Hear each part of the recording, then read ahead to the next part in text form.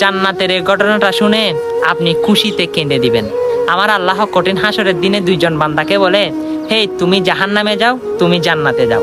যে কে জান্নাতি বলেছে সে দূরে দূরে জান্নাতের মধ্যে ঢুকে যাবে, আর যে জাহান্নামে যেতে বলছে সেও দূরে দূরে জাহান্নামের দিকে ধাবিত হতে লাগলো। তখন আমার আল্লাহ খেয়াল করলো, তখন জিব্রাইলকে বলে, জিব্রাইল ও কি জাহান্নাম ছিলে না, ও এইরকম দূর দিল যে, তখন ওকে আবার ডাকো। তখন ডেকে আনলো। তখন আল্লাহ জিজ্ঞাসা করে, হে বান্দা, তুমি জাহান্নামে এত বই সম্পর্কে তোমার ধারণা নাই, তুমি কি মনে করো? তখন সে বান্দা বলে, আল্লাহ দুনিয়া থাকাকালীন আপনার কথা শুনি নাই, হাসরের ময়দানে কোটি কোটি নবী রাসূল এবং মাকলুকার সহ তাদের সামনে যদি আমি আপনার কথা শুনে যদি দৌড়িয়ে জাহান্নামে না যাই, কেমন দেখা যায়?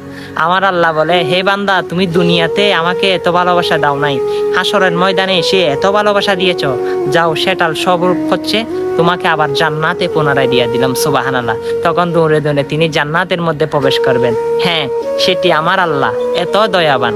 অবশ্যই সেই আল্লাহর প্রেম ভক্তি নিয়ে তার ভিডিওগুলো সকল মুসলমানের কাছে পৌঁছে দেন। আমরা তো দুনিয়া এসেছি আল্লাহর গোলামি করতে, আল্লাহর গোলাম হিসাবে পরিচয় দিন। ভিডিওটা শেয়ার করে দিন। আমিন।